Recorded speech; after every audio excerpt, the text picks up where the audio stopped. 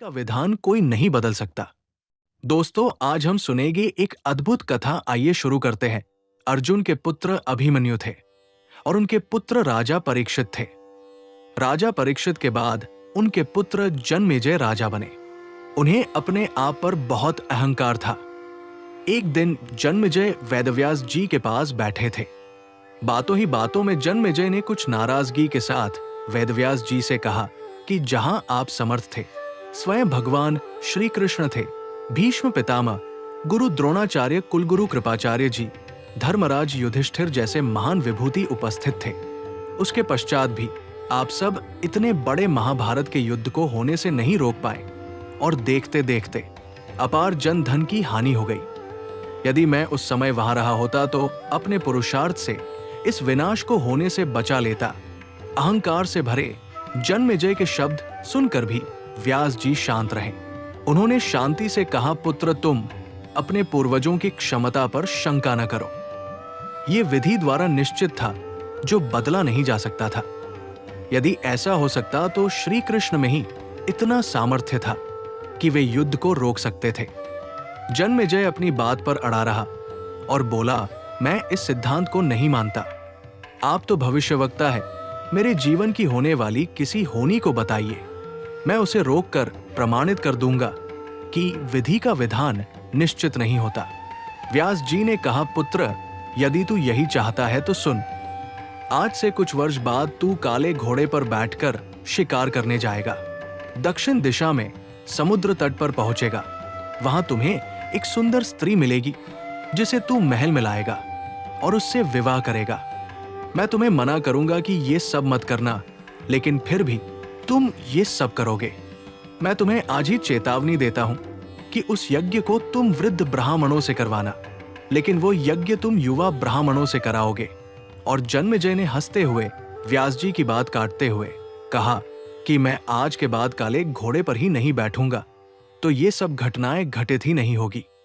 व्यास जी ने कहा कि ये सब होगा, और अभी आगे की सुन। उस यज्ञ में एक ऐसी घटना घटित होगी कि तुम उस रानी के कहने पर उन युवा ब्राह्मणों को प्राण दंड दोगे, जिससे तुझे ब्राह्मण हत्या का पाप लगेगा और तुझे कष्ट रोग होगा, और वही तेरी मृत्यु का कारण बनेगा। इस घटनाक्रम को रोक सको तो रोक लो। वेदव्यास जी की बात सुनकर जन्मेजय ने एहतियात वश शिकार पर जाना ही छोड़ दिया, परंतु जब होनी का समय आया तो उसे शिकार पर जाने की प्रबल इच्छा हुई और उसने सोचा कि शिकार पर जाऊंगा, लेकिन काला घोड़ा नहीं लूंगा। संयोग से उस दिन उसे अस्तबल में काला घोड़ा ही मिला। तब उसने सोचा कि मैं दक्षिण दिशा में नहीं जाऊंगा, परंतु घोड़ा अनियंत्रित होकर दक्षिण दिशा की ओर गया और समुद्र तट पर जा पहुंचा। वहां पर उसने एक सुंदर स्त्री को देखा और उस पर मोहित हुआ। जन्मेजय ने सोचा कि इसे लेकर महल में तो जाऊंगा, लेकिन विवाह नहीं करूंगा। परंतु उसे महल में लाने के बाद उसके प्यार में पड़कर उससे विवाह भी कर लिया। फिर रानी के कहने से जन्मेजय द्वारा यज्ञ भी करवाया गया। उस यज्ञ में युवा ब्राह्मण ही रखे गए। किसी बात पर युवा ब्राह्मण रानी पर हंसने लगे। रानी क्रोधित हो गई और रानी के कहने पर राजा जन्मेजय ने उन्हें प्राण दंड की सजा दे दी। फलस्वरूप उसे कष्ट रोग हो गया। अब जन्मेजय घबरा गया और तुरंत व्यास जी के पास पहुंचा और उनसे जीवन बचाने के लिए प्रार्थना करने लगा। वेदव्यास जी ने कहा कि एक अंतिम अवसर, तेरे प्राण बचाने का एक अंतिम अवसर और देता हूं। मैं तुझे महाभारत में हुई घटना का श्रवण कराऊंगा, जिसे तुझे श्रद्धा एवं विश्वास के साथ सुनना है। इससे तेरा कष्ट रोग मिट जाएगा।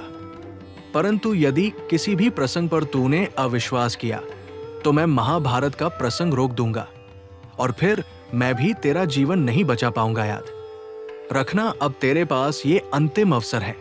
अब तक जन्मेजय को व्यास जी की बातों पर पूरा विश्वास हो चुका था, इसलिए वो पूरी श्रद्धा और विश्वास से कथा श्रवण करने लगा।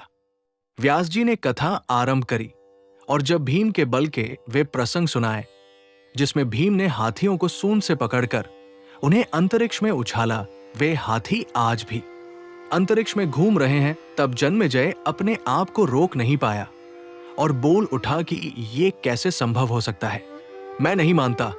व्यास जी ने महाभारत का प्रसंग रोक दिया और कहा कि पुत्र, मैंने तुझे कितना समझाया कि अविश्वास मत करना, परंतु तुम अपने स्वभाव को नियंत्रित नहीं कर पाए, क्योंकि ये होनी द्वारा निश्चित था। फिर व्यास जी ने अपनी मंत्र शक्ति से आवाहन किया और वे हाथी पृथ्वी की आकर्षण शक्ति में आकर नीचे गिरने लगे। तब व्यास जी ने कहा, यह मेरी बात का प्रमाण है। जितनी मात्रा में जन्मेजय ने श्रद्धा विश्वास से कथा श्रवण की, उतनी मात्रा में वो उस कष्ट रोग से मुक्त हुआ, परंतु एक बिंदु रह गया और वही उसकी मृत्यु कारण बना। पहले बनती है तकदीरें, फिर बनते हैं शरीर। कर्म हमारे हाथ में है, लेकिन उसका फल हमारे हाथों में नहीं है। गीता के 11वें अध्याय के 33वें श्लोक में श्री कृष्ण अर्जुन से कहते हैं, उठ खड़ा हो और अपने कार्य द्वारा यश प्राप्त कर। जिनके बारे में तू चिंतित हो रहा है, ये सब तो मेरे द्वारा पहले ही मारे जा चुके हैं। तू तो केवल निर्मित बना है। होनी को टाला नहीं जा सकता, लेकिन नेक कर्म व ईश्वर का नाम जाप करने से उससे हानि कम होती है।